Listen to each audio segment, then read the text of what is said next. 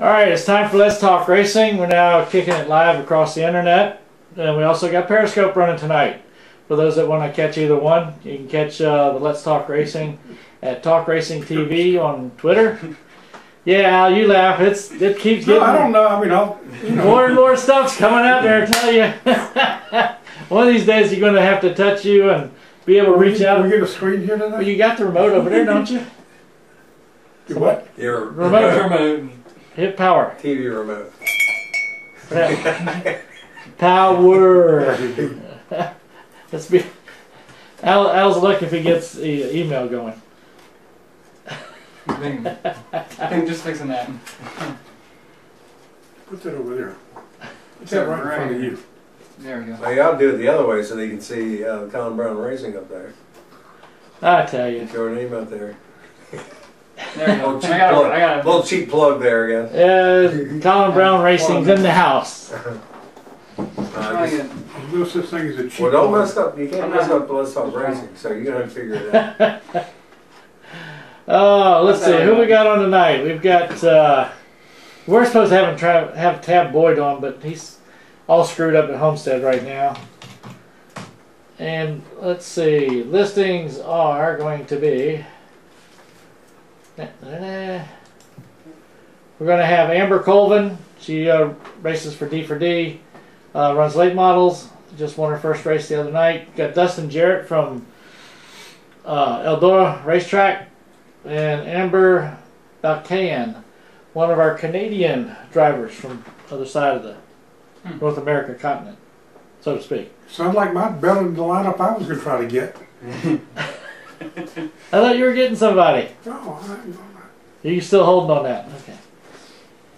About Lenny Pond and the Wood Brothers. How about that? I was just getting a hold of Leonard. I talked to Lenny today. You did? All right. How about next Wednesday night, I get the Wood Brothers to talk for a half an hour about Darlington. Cool. That'd be cool. All right. Any predictions for Langley 8 Model Division Champ ahead of time? People are asking on the thing here. I have no idea. I don't know. I haven't been following it. Well, right now it's Greg or Danny, basically. Danny's back out in front again by a few points. So it's a close. Seems like he's got it figured out this year. Because they didn't race last weekend. Right, they'll be racing this weekend. Oh, they will? Okay. Was it another twin? I can answer that in a moment here. Go visit their website. I wonder what their big announcement is that they've been showing, that they've been advertising for. If we make the announcement here, then it won't be a big announcement I know. anymore. Yeah. All right, let's see. I have a good guess of what it is, but Yeah. it could be completely off. Yep, Swin 65s again. Oh, okay. They must do twins every weekend. I reckon they're trying to make up for the rain races they've had. Trying to get enough races in to get it all done. They're going to have the bandos, they're going to have then late models, then the trucks, then the U-cars, then the late models, enduros. That's it. Huh. So, that's what's going to kick. And no, we don't know what the big announcement is yet. As soon as we know, we'll tell everybody. What are we talking about?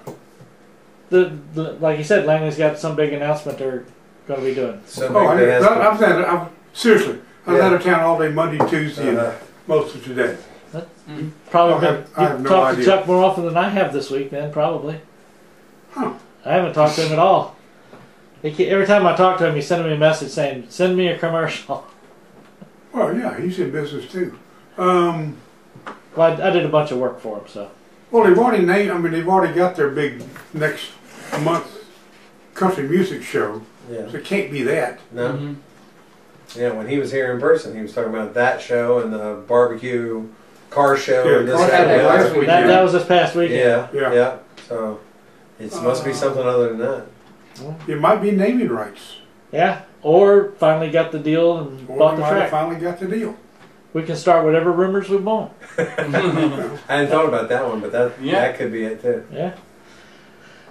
The big news from the past weekend, of course, was passing of Justin Wilson from the accident at Pocono. It's about as fluky as you can get. I mean, you can't.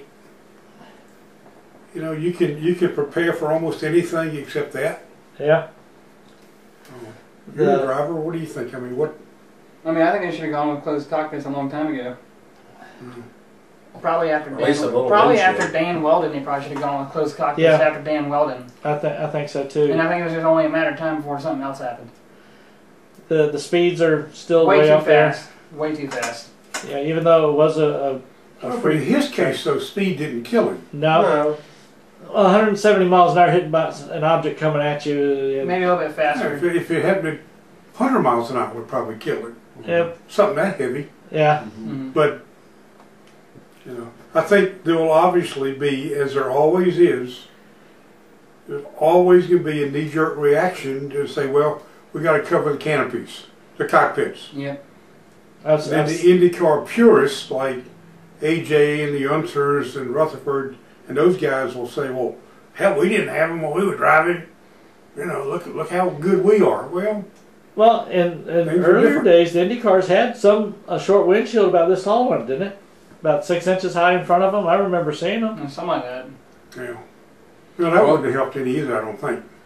Well, they have the skirts on the back wheels this year, right? So that's they corrected that. So I mean, you can't say, the purists can't say that they aren't already modifying the cars. But see, IndyCar drivers have always said, and I read this, I'm not making it, it's not my own thought. They said, the only thing between us and God is the sky. In other words, no roof, no roll cage, nothing. Are they supposed to be braver? Yeah, exactly. Well, yeah. I mean, for years, NHRA guys did not want to have, and some of the top fuel cars have got canopies. And Garlett said, a bunch of working on it, boss. You know, powerboat racers, the unlimited hydroplane racers, used to race without a cockpit. Yeah. And now they do. So. Well, this kind of goes back to the NASCAR open face helmets and all. Yes. So, but then they mandate now that you have a full cover helmet. So, I mean, things are going to change over time, whether the old timers believe in it or not. I saw also where Formula One is testing out cockpits too after what happened with one of their guys, I think, this year. Yeah. One of their drivers passed away this year. Yeah. They didn't have soft walls. They didn't have Hans devices. They didn't have a lot of stuff until Earnhardt got killed. Yeah. Now, they will tell you they were working on them, and they may well have been, but it's kind of ironic or kind of telling that soft walls came after Earnhardt and after Adam and after Tony Roper and after the kid from Texas that got killed at New Hampshire, Kenny Irwin. Yeah. They will say that, oh, we were working on all these things, but some of them used to wear that contraption that looked like a pair of suspenders, and it was the straps and all that stuff that went over, and then that strap. Brett Bodine was the first guy to ever use anything that resembled a Hans device, and he didn't. That particular model was not very good. You couldn't turn your head. You couldn't. It limited your visibility. So, and drivers hated them for a long time, but you're going to start to have to like them now. Gotta have them. Gotta have them.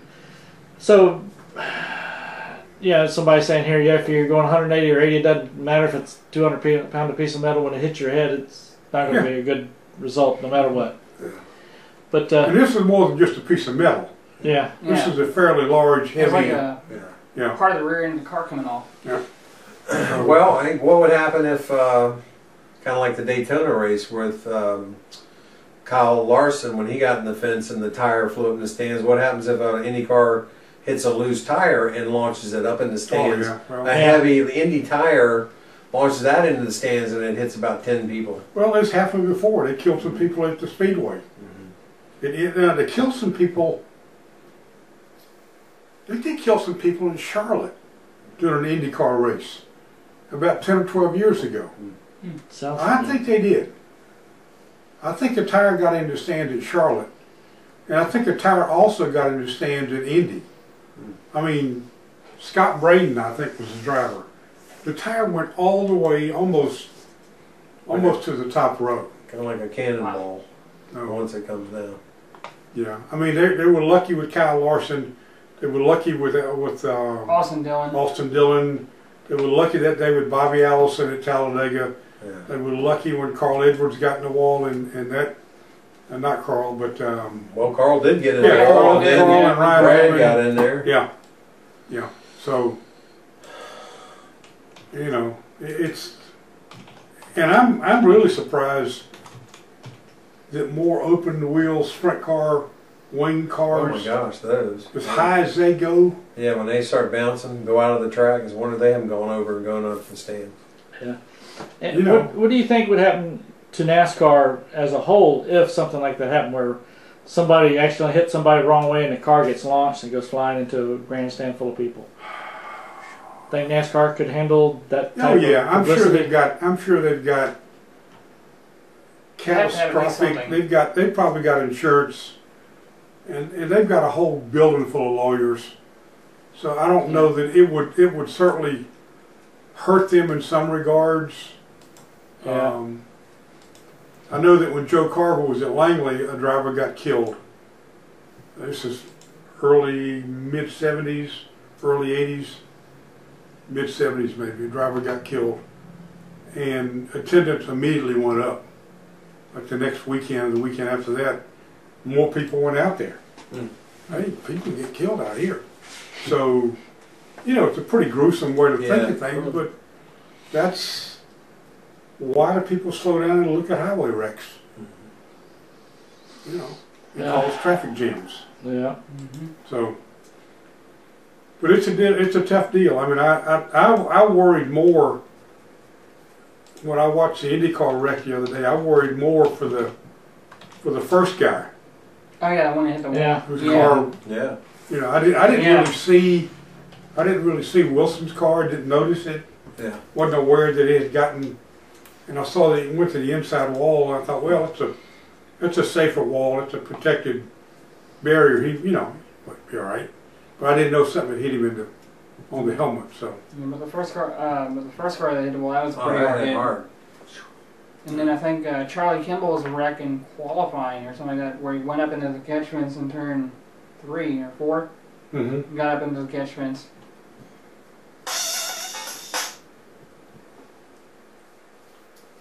Well, every time I watch an IndyCar race, I'm thankful that 99% of my professional beat has been stock cars with roofs and doors and roll cages. All kinds of protection. I don't know that I could stand to watch an IndyCar race 25 times a year or 20 times a year. I saw a picture. It would just, in drag racing, it's amazing how far grandstands go down a drag strip and how fast they're running within the first 100 yards. And if something goes wrong then with a top fuel or a funny car, and it goes over that little piece of inside, there's no telling what's going to happen.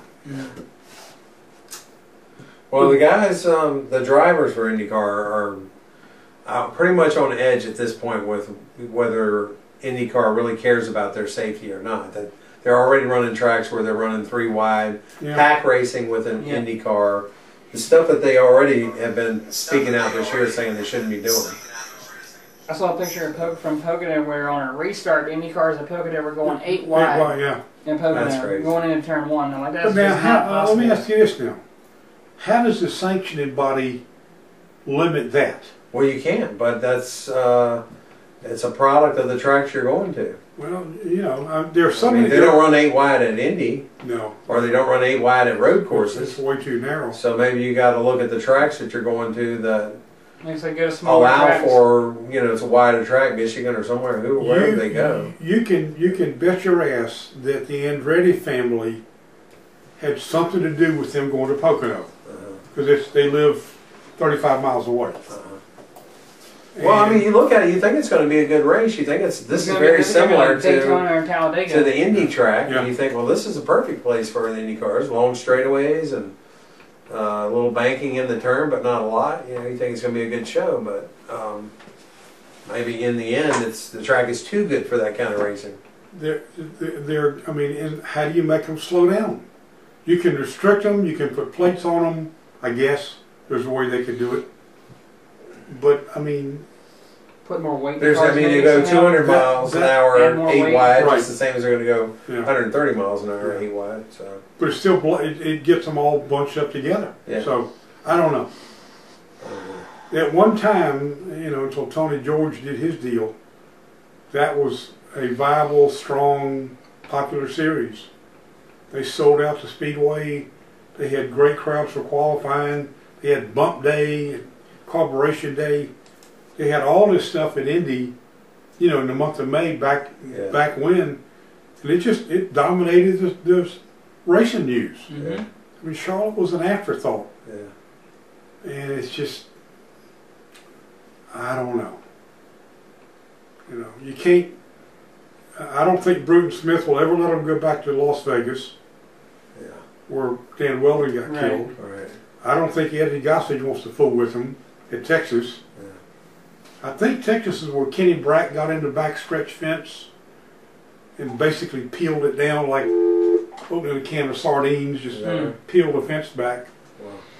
I don't think they want to go to Atlanta because they've been to Atlanta and raced and did not draw anything. Charlotte's probably not going to happen. They don't want to go to Charlotte either, I don't think. Because that's too much NASCAR probably down there. They've had some bad things happen there. So, I mean... What about Richmond? Other than road courses. See, Richmond, I don't know why they didn't go. They didn't get the crowds at Richmond. I think that was the problem there. Is that what I said? And for an IndyCar, it was kind of like maybe too similar to like the Cup Bristol race. It's like they can hardly get up to speed before they're back in a turn. So they're constantly in like just going around in a circle. They're really not. I don't know why they don't go to New Hampshire again. Hampshire would. Yeah. New Hampshire sounds like it would be a good track. A mile. Yeah. Relatively flat. Don't need a 1, just dial the 850 number. 3002. Check your internet connection or customer care. Hold on. MagicJack.com. Hang on. Turn it Error. off. Turn it off. Hang it up. Speaker went off.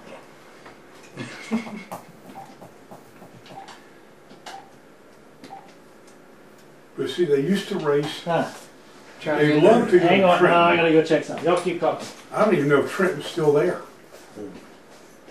So they don't have. I mean, road courses are probably. You know, they've been to the Glen this year already. Maybe they're going to the end of the season in Sonoma. I think that's what they're going to next, right? I think next week, not this weekend, but next weekend.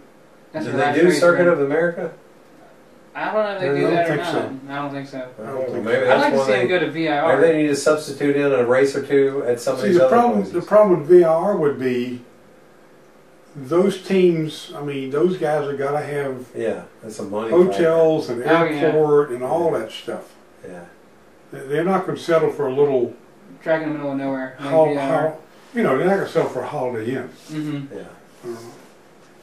Anyway, while Roger's gone, we're just going to talk. But Bristol was good. I Bristol wanted to see what happened with that. Bristol was sort of like. It's too bad it didn't get better ratings because it was a great race. And after a series of bad, like you said earlier, after a series of awful races, Bristol was pretty good. Mm-hmm. That's what I It heard. was pretty good. Every once in a while you get a good show. I think, from what I saw, I think Barbie did everything except Try it again. wreck the guy and never touched him that I could tell. Was that 508? Yeah. Great finish, great race at the end. I think everybody's pretty happy. Well, what you need is some action throughout the race. You know, you don't want to be falling asleep the first 200 laps and then trying to figure out what's going on from there. And you had pretty good action. Talk about lucky dogs. Junior got it, what, 3 times?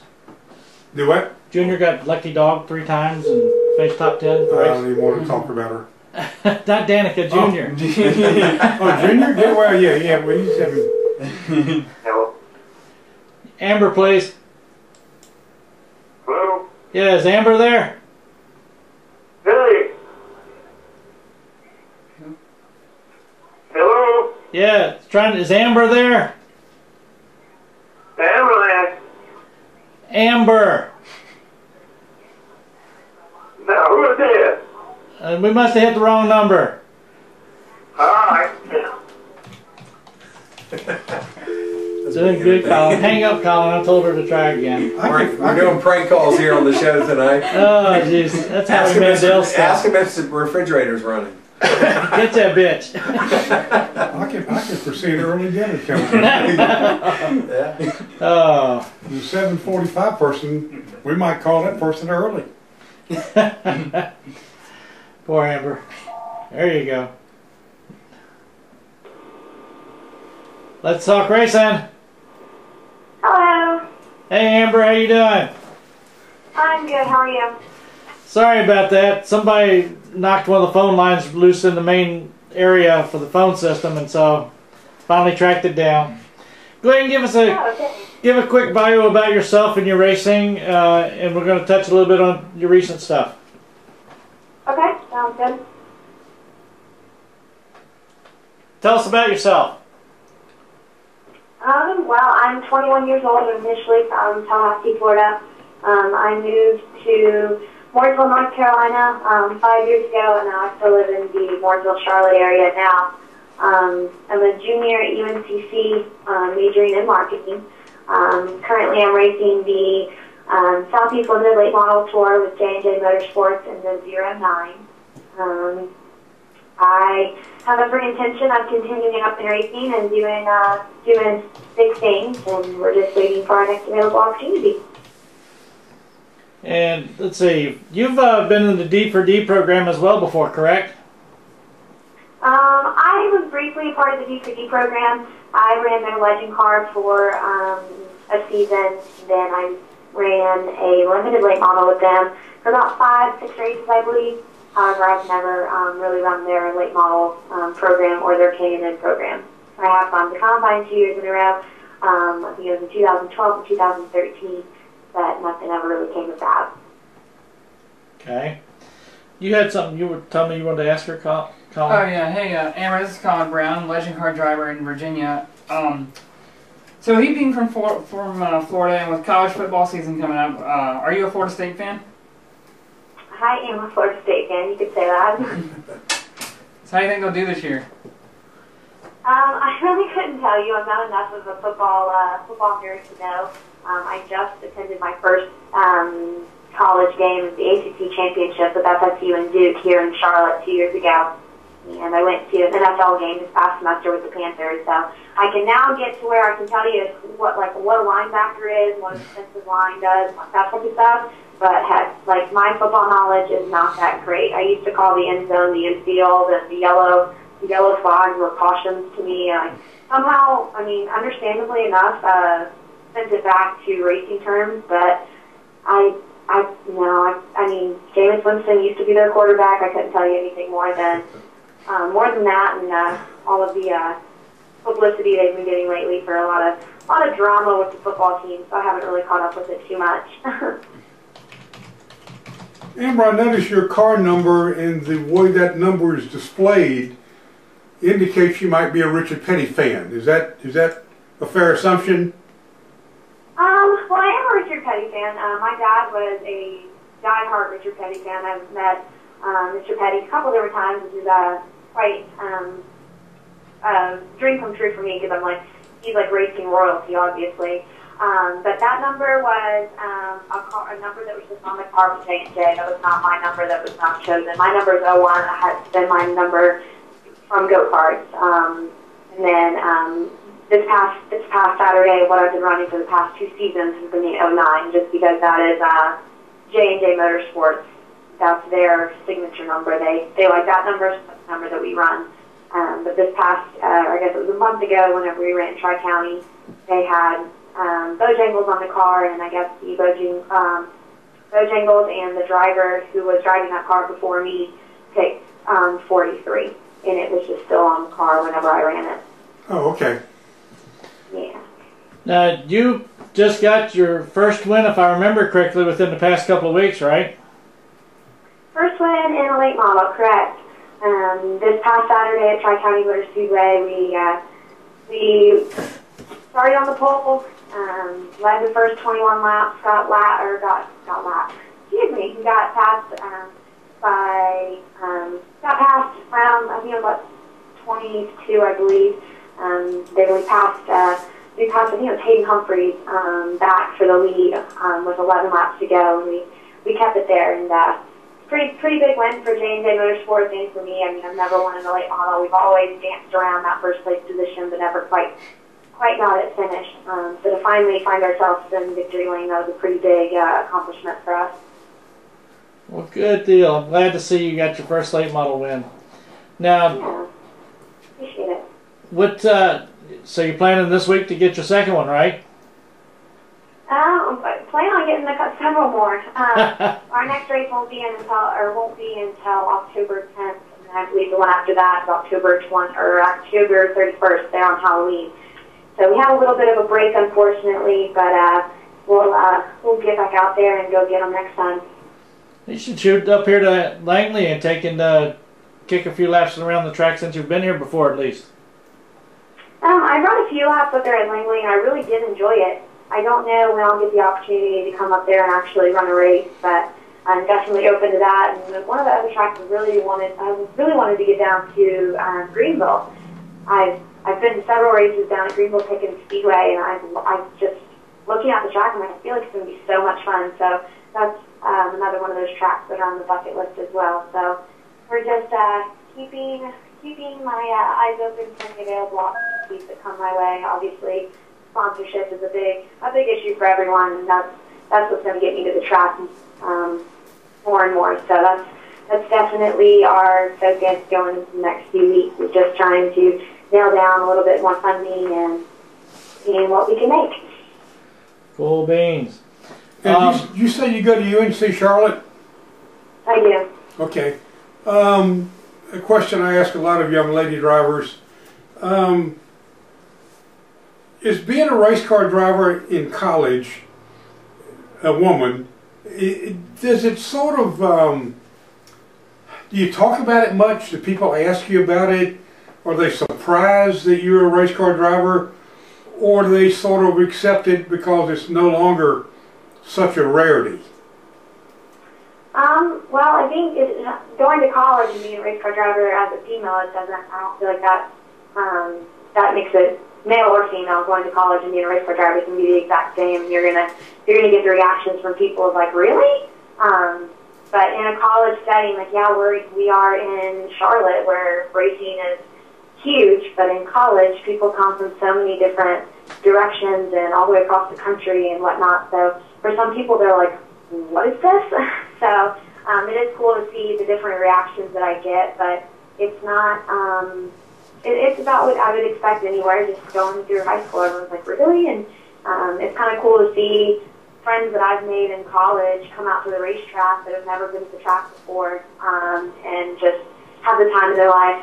I was lucky enough this past Saturday that one of my best friends, Christina, actually two of my friends, one of them from Florida and another, Christina, from UNCC. They both made it out to the track, first time ever at a track, and they are both like in love with it. They're like, this is so cool, why have we never been here before? So it's really cool to like bring in new fans into the sport. But going through college, it's not, because college is such a big atmosphere, it's not one of those things that, I mean, I don't run around bragging, oh, I drive race cars, you should come out to my race. Like, that's not quite me. I'm a little bit more quiet about it, but it's definitely cool to see people's reactions. Yeah. But surely at some point, some macho young football player or some guy's going to come up and say, hell, I bet I can do that.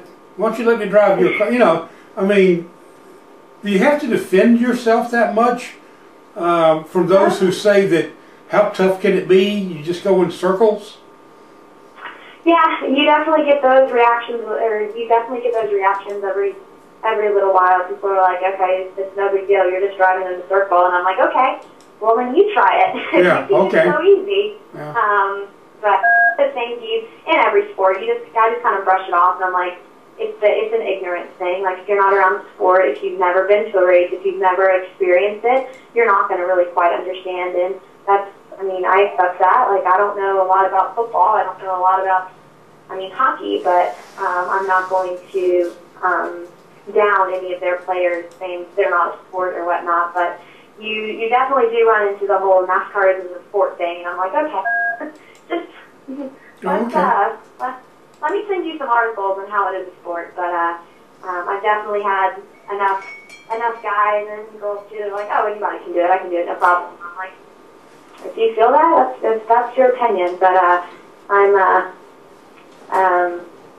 not very argumentative with it. So I'm just like, you're not gonna, with those type of people, you're not really gonna get anywhere with it. So I just kind of let it go. Yeah, you probably can't convince some people.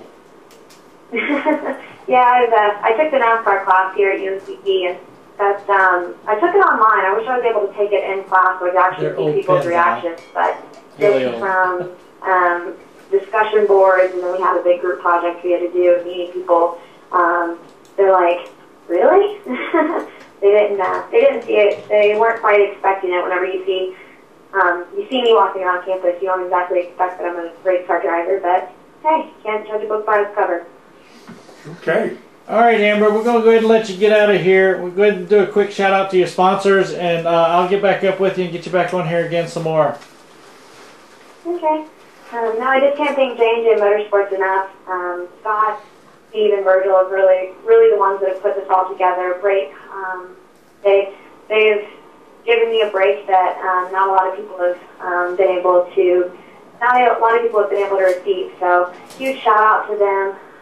They're my number one supporters in all of this. There aren't very many sponsors to name. Actually, there's really not any. So hopefully next time you talk to me, there'll be a few to give that shout out to. Cool. All right, we'll talk with you later then, young lady. All right. Thanks, guys. Okay. Thank you. All right. Bye-bye. Bye. How you doing tonight, Dustin? Who's Dustin? Oh, wait, that's me. What's going on, guys? How are you? Doing good. God, you know he's an announcer. You're like Steve Post. You can't cut him off. Eli Gold. You can't cut. That's the truth. We're all the same. You can't turn them down. Go ahead and introduce yourself, Dustin. Give somebody a quick background so they know a little bit about you. My name's Dustin Jarrett, or that's one of the better things I get called. I've been called a lot worse by a lot better, but I have been was the announcer at Eldora Speedway, Tony Stewart's track, for 5 years, and a change of job during the off season and limited my role there. I still had the pleasure of being there a few times this year, but now just doing a little more traveling and kind of spot announcing than anything, but looking forward to the World 100 coming up here in just a few weeks, guys. Cool. Now, you're saying you now have another job now. Is that still doing announcing, but for somebody else, or?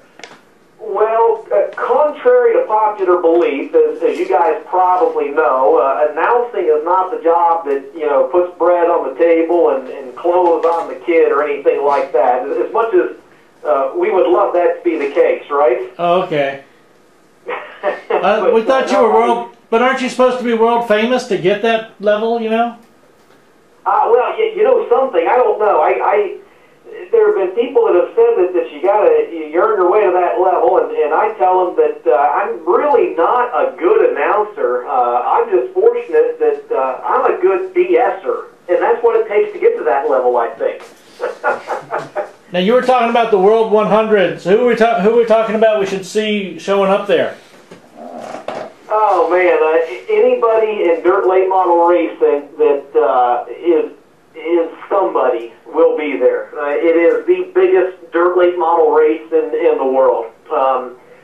When Earl Baldus first started this race, he was going to add $1,000 to the winner's share of the purse each year, and that this year now is up to, I believe, $48,000 to win. So it's not quite the highest paying race in the world. He's got the dream that pays $100,000 to win, but the 45th annual World 100 it'll pay $48,000 to win. The purse is through the roof, guys. They added some money to the purse this year, and the total weekend payout is now over $318,000. It's ridiculous the amount of money they're throwing at these guys. It's fantastic, is what it is. Ah, cool. Now, when is this? The World 100 is coming up September. Yeah, Thursday, Friday, and Saturday is September 10th, 11th, and 12th. Still plenty of time to get there and order tickets and things like that. But the format is really cool. I mean, they have a complete show on Thursday. They have a complete show, a complete separate show on Friday, and then the finishing orders from the Thursday, the combined finishes from Thursday and Friday are what they will use to line up the traditional heat races then for Saturday's World 100. So not only do fans get to see a complete show Thursday and another complete show Friday, but the way drivers finish in on those preliminary nights are what sets the stages for the heat race lineups then on Saturday. It's a fantastic, phenomenal format. It's amazing. Yeah. Now, are these late models? I have to admit, I'm not quite up on what we're on dirt late models, but are they the same type cars that, for example, Billy Sawyer at Virginia Motor Speedway? There are other dirt tracks in the southeast. Are these cars that listeners would have seen somewhere already this year? Fayetteville or Saluda or places like that? You are absolutely correct. Yep, absolutely. Okay. The same dirt late models and maybe even a few of the same drivers, especially if they would have went to one of the bigger races, one of the headlining events at a Fayetteville or Virginia Motor or someplace like that. You're absolutely correct. Okay. Got a question, Dustin, from online. I always usually run into this with you. You have the last name of Jarrett. Does that have any special meaning? No, as a high school project one time, I wanted to find out if indeed I was related to Dale or Ned or any of that bunch way on back somewhere. And I traced back Dale and Ned's family tree as far as I could in my own.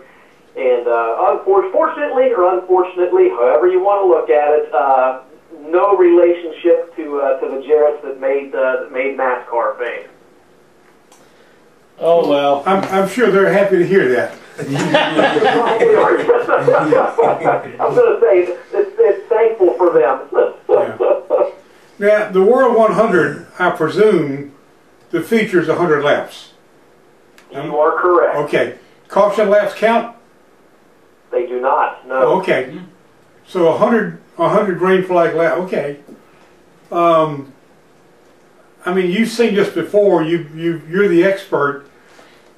Is it just like the wildest, craziest thing you've ever seen, or do they ride a while, sort themselves out, and then really go hard, say for the last 30 or 35?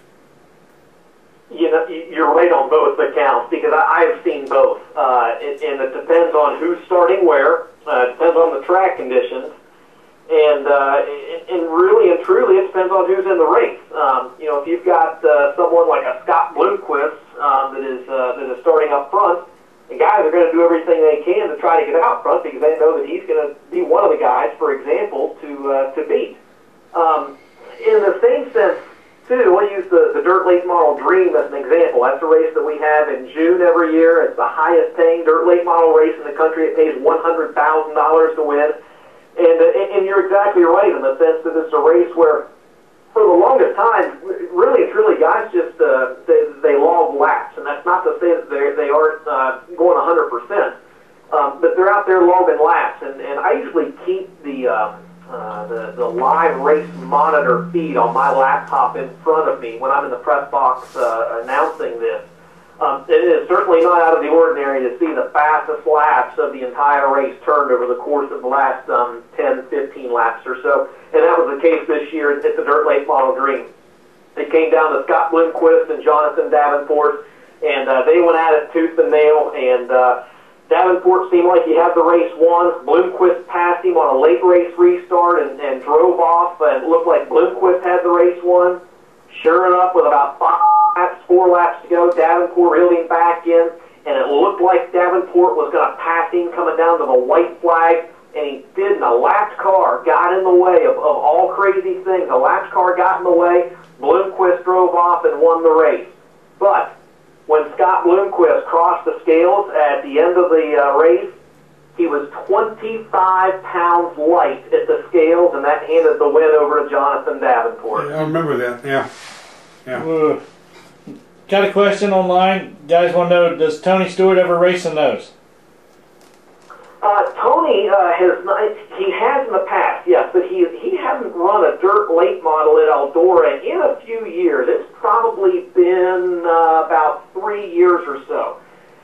Tony did run in the dirt late model dream back in, I believe, 2009, maybe 2010. And actually led a portion of that race before drifting back. He still came home with a top 10 finish in that event. But yes, he has run in it in the past, but he has not run a dirt late model at Eldora recently. All right. Hey, Dustin, Colvin Brown, local legend car driver in Virginia. What was your what's going on, man? Not much. What was your career path that brought you to being a track announcer? Because the reason I'm asking is that I'm about to major in communications and get a minor in sport management, and wanted to know if you had any advice you could share. Excellent. That's what I did. I was a broadcast communications major myself, but at the local track I was going to when I was about 15 years old or so. Long story short, their announcer wasn't there one night, and I went up to the press box and introduced myself to them and told them that, hey, if you guys ever need an announcer, when your announcer's not here, let me know. I'd be more than happy to do it. And then they asked the magic question. They said, well, can you be here next week, and what do you charge? And just like any young, dumb 15-year-old would do, I said, well, sure, I can be here next week. I wouldn't charge you anything. I'd do it for free. And that is the honest to God's truth. That's how it all got started. How long did that last doing for free? About 2 races. Somebody wanted to know, do you think Tony will ever get back into running in the dirt? I think that he will eventually. He's got a lot of passion for grassroots racing, and that's one of the reasons why he's been so successful in his career, and why Eldora has been so successful as well. So, I think that he will, and he's entered in a more not as a racer, I don't want to say an indirect way, but he, as you probably know, he purchased the All-Star Circuit of Champions Sprint Car Series during the off season, and has actually been extremely active in helping and in the assisting of running their events. So even though he hasn't been back behind the wheel of a car, he still stays extremely active in that. And typically when there's a major event at Eldora too, he's usually there. I mean, he was at the Dirt Late Model Dream earlier this year and everything, and he's just he has so much passion for it that I think we're always going to see him involved in it in some way, shape, or form. And obviously, being the owner of Eldora, he's going to be there anytime he has an opportunity. Yeah, I remember watching him at 2 a.m. in the morning running around Eldora trying to get it ready for the truck race. Dustin, yeah. Dustin, occasionally people will go on Facebook and they'll go online and they'll say, man, the truck race was great. Why don't we get us a Xfinity or maybe even a Cup race here? A Cup race, I would think, would be out of the question. Could Eldora handle an Xfinity race? Are there enough motels? There's enough place for teams to bring their people to stay 2 or 3 days to have an Xfinity race there? You know, that's a great question, and I'm not sure that I fully know the answer to it. Eldora's a track, if folks have never been there, when you say it's out in the middle of nowhere, that might even be given it the benefit of the doubt a little bit. The nearest motel are about 20 minutes away or so, so I mean, it's not completely isolated, but it's not like it's a major city either. Obviously, they've made several different accommodations to handle the truck series in terms of safety and that sort of thing, but they've also made special accommodations to accommodate or logistics maybe is better. They've done several things logistically to accommodate the trucks in terms of the format of the race and drivers all pitting on the same lap. They'll split the field in half, and the first 15 trucks will pit, and then the next 15 trucks will pit. So logistically, I think there would be several details that they would have to work out. Could it happen? I would never rule it out. I'll be honest, I never thought that we would see a truck race there, the truth be told. But it is, and it's been a huge success, and is one of the highest viewed and always one of the most exciting races of the year. So I would certainly never rule it out. Personally, I think it'd be great. It'd be really cool to see what they could do and see if they can make it happen. But again, the logistics of the track and the layout, and of course the cars and the modifications they would have to make, I think there would also be several hoops they may have to jump through as well. Okay, my last question will be this. Now, you obviously know far more about dirt racing than we do. Is there a racetrack in America other than Eldora that might host an Xfinity race? Or is Eldora the premier place to do it? If you don't do it here, you don't do it anywhere. Sure, that's a great question. I think there are several tracks that have the facilities for it in terms of adequate seating and layout and that sort of thing. You look at tracks like Eldora, you look at Knoxville, Iowa. Yeah. You could throw, you could even throw in there a slightly smaller track, a 4/10 or 3/8 mile racetrack like Lucas Oil Speedway in Wheatland, Missouri, or the dirt track at Charlotte or Las Vegas or something. But my gut feeling, and this is nothing more than a gut feeling, guys. I don't have any inside information or anything like that. My gut feeling is that if something would happen like that, I think Eldora would probably be one of the top choices, or one of the first places that you would see hosting. Yeah, that sounds reasonable. Yeah. And that's not, that's not to disregard any of the other races. Those are all phenomenal tracks, phenomenal people behind them, and phenomenal facilities. I just think with what Eldora has done with the trucks, it seems like they would be a logical fit then if NASCAR was to go that route. Right. Okay, good. Thank you. All right, we're going to go ahead and let you get out of here, Dustin. Go save your voice for next month. I got out of this unscathed. I got no problems or anything. You guys did good. I lasted 15 rounds. We'll make up for it next time. Hey, I appreciate that. Somebody needs to. Hey, thanks a lot, guys. It's always an honor and a pleasure. Thank you. Take care.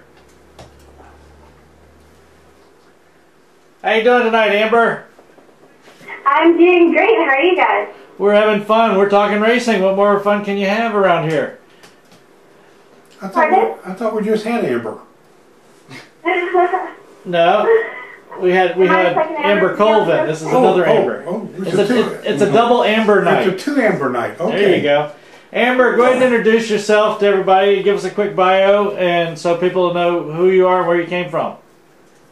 Yeah, for sure. My name's Amber Balcaen. I'm from Winnipeg, Manitoba, Canada. I've raced pretty much dirt tracks my whole life. 4-ton sprint cars, mini sprints, go-karts when I was 10, and now I'm actually trying to make the switch over to NASCAR. So I've been down south here for a while doing some testing and some asphalt late models, and I'm actually doing the Bill McAnally K&N Combine tomorrow in California here. So pretty excited. Cool. Now, is that the same type combine they have like on the East Coast, except for West Coast drivers instead? Sorry, say that again. Is that like the western part of the United States version of the combine to go through and test and everything to see if you can get on the Drive for Diversity? I think it's just something new that Bill McAnally's put on. It's actually the first year he's doing it. Very similar to the NASCAR Diversity Combine that's done in Virginia every year. He just kind of wants to see who's all here for up-and-coming talent and give us more experience to see what it's like to drive a NASCAR K&N car. I've never been in a K&N car, so I'm excited to go there and learn lots and hopefully kick some butt. All right, so you've done what have you driven in the asphalt series? Just late models? Yeah, I was in South Carolina last week actually doing a little bit of testing with CM driver development. That was only my second time in an asphalt late model. First time was actually last year in October at the NASCAR Diversity Combine. So pretty new to asphalt still, but from what I've done so far, I love it. It's very different than dirt, obviously, but it's a new challenge. I really like that you always have to chase consistency in asphalt racing. I like the technical aspect of it compared to dirt where you just kind of swing it in as fast as you can. So you're from Winnipeg, which is a long way from anywhere, but you're a race car driver. I mean, it seems a little bit unusual that somebody that far up in Canada would be in racing more so than, say, ice hockey or curling. I mean, how did you get into racing anyway?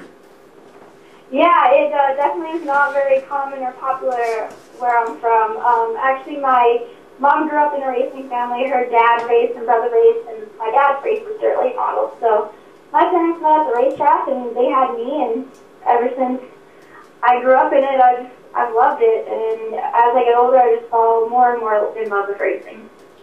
But how far do you have to go to the nearest track? I mean, you certainly must have to travel a fair amount to get to a number of races a year. Yes, definitely. Last year I competed in the Northern Outlaw Spring Association, and I raced all over North Dakota, Minnesota, more of the northern states, so it wasn't too far that way, but obviously now it's transitioning to the asphalt racing cars. It's quite a bit more down south for me, so I'm really hoping to move to North Carolina within the next 6 months or so. That's the goal, but I mean, a lot of things have to happen before then. I need sponsors, I need a ride.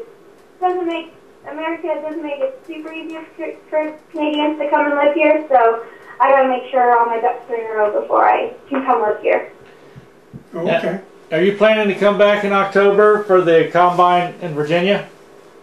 Absolutely, yeah. I have nothing but good things to say about the NASCAR Diversity Combine. It's a great opportunity for people like me who don't have a ton of money backing them, and people like me being from Canada with not a lot of opportunity where I'm from. So it's a great opportunity for me to come there, being obviously dirt background, and learning and seeing how good I can do it in asphalt cars.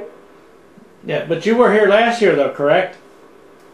Yeah, I did the Combine last year, and that was actually my first time ever on pavement. So my goal this year has just been to get a bunch more asphalt testing and experience done so that I can come back next year and improve a lot. I was just trying to figure out if I'd actually met you already, because I was out there for the Combine as well and interviewed some of the drivers. Yeah, we probably did meet. Trust me, Amber, if you'd met him, you'd remember him. Oh, yeah. That's not a good thing all the time either. Oh, Al, I'm going to tell on you. You're bound to have a question. Yeah, hey Amber, Colin Brown, local legend car driver in Virginia. Hello. So I saw in your bio where you had experience in reporting and interviewing and videography. Do you have any plans to use that knowledge in the future to be a reporter or produce your own PR videos? My heart and passion is definitely in the race car. I like driving, that's my number one, but the interviewing and reporting and stuff, that's given me great tools to do interviews in the media side of the sport. Obviously, as you know, NASCAR, a huge part of NASCAR is marketing and PR. So going to school and then doing some of that a couple years ago has definitely given me some tools to be better at that side of racing. How big is dirt racing in Canada? How many which, sorry? So how big is dirt racing in Canada? How big is dirt racing in Canada? I would say very, very small. It's more of a northern state kind of thing. That's where I grew up racing. We have one track in Winnipeg, and they race every Thursday. Other than that, it's 2.5 hours south for us to race in the state. So part of the reason why I want to be so successful in racing is to make it more popular and more known in in Canada, all the way from dirt track racing to NASCAR. Even people don't even know who Jeff Gordon is in NASCAR or in Canada. So I really want to be able to kind of bring it across to the north and make people fall in love with NASCAR just like Americans, or make Canada fall in love with NASCAR just like America has. Looking at one of your pictures, Amber, what is this thing with Murph Dog? Dirt Dog? Murph Dog, M-U-R-F-D-O-G-G. Oh, Murph Dog. Oh, yes. Okay, so that was, I ran the Chili Bowl in January, and I ran for an all-female team, Shannon McQueen Racing. And then Murph Dog is one of her sponsors, and it's actually like an RC car kind of racing. I think it was her husband that does that. So that was one of McQueen's sponsors. I drove for her at the Chili Bowl. Okay, it just looked like it was like normally where a name for the driver or nickname would be, so I was just curious. No, I don't. I've had a few nicknames, but nothing like that. It usually has something to do with Canada or dirt racing or some sort of that. I'm curious about, you obviously drive an open wheel wing sprint car type thing, and then you also drive late models. How long does it take you, like if you got out of your wing sprint car and you got in a late model right immediately, how quickly would you sort of forget what you've just been doing and concentrate on what you have to do with the other kind of car? That's a good question. I think that's kind of when it just comes down to natural ability to adapt to race cars. That's something you obviously gain through experience, but I think something you kind of just have in you as a race car driver as well. A great example is Donnie Schatz, World Outlaw champion multiple times. He's pretty much unbeatable this year, and he'll hop into a dirt late model and actually race against my dad in the northern states. I think it's just something as a race car driver, you'll race anything you can get your hands on. And I love sprint car racing. I think there's nothing more fun than throwing a sprint car into a dirt corner at 130 miles an hour. But like I said earlier, making the transition to asphalt and feeling the heavier, more horsepower cars on asphalt, like I really enjoy late model. I really enjoy chasing that consistency every lap and learning the skills to adapt to the bigger body cars. And I'm having a lot of fun. I'm really enjoying it, and I'm just excited to keep learning and keep progressing. And yeah, it's been good. Well, you must realize that if you are going to make a big-time career out of racing, probably stock cars are better than sprint cars. I mean, if you want to move up to NASCAR trucks and Xfinity and into Cup, you'll eventually have to maybe give up sprint cars and open wheel. Hey, can you live with that? Yeah. Can you live with that? I definitely know that's kind of the only option. I actually lost my full-time sprint car ride last year. So this year, that's why I've pretty much mainly focused on asphalt. It just came down to financials as it does for most race car drivers. The sprint cars just cost a lot of money, and I kind of took it as a sign, well, stop being afraid to get on asphalt and just go for it. Dirt was my comfort zone, and when I tried the late model at the Combine, I really enjoyed it a lot, and I said, I want to do more of this, I want to get better at it, and I'm going to see where I can go with it.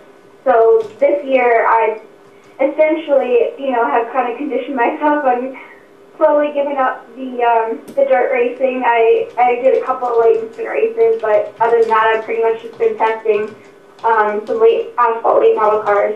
So I realize that that's a definite possibility, but I just want to be successful and be the best driver I can be and be an inspiration to younger girls. And the way through NASCAR is such a bigger reach than if I just race sprint cars. And like you said too, it's easier to make a career out of pavement racing rather than dirt. So that's what I'm trying to do. I'm just trying to get lots of experience, and hopefully I can go to this Combine in the next couple of days and they can see that they can see my talent. So I believe I have it, and hopefully they can see these next couple of days and good things can come from it. Okay. Good luck to you. We'll make sure we run in. We'll make sure we run into you at Langley, considering it's only 10 minutes away from us. Oh, awesome! Yeah, I love Virginia. It's so beautiful. What was your feeling the first time at Langley? Pardon? What did you think of Langley as a track the first time you were there? I really liked Langley. I thought it was a lot of fun. I actually tested at Anderson in South Carolina last week, and I like that track a lot too because it's nice and small with small corners, but still had some banking, and that was kind of the tracks that I was used to racing on in dirt. It was shorter tracks with a lot of banking, so I kind of felt a little bit more at home. Langley is a little bit flatter, so I think same with the track in Roseville that I'll be on tomorrow. So it's just adjusting to your track and the car, and yeah.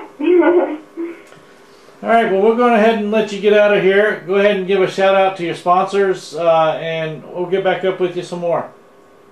For sure. I'd like to thank my sponsors, Champion Spark Club, Payworks, they're actually a Canadian company, and just thanks to all my fans, everyone who supports me. Good deal. All right, we will catch you next time on the show then, and I'll be getting back up with you, all right?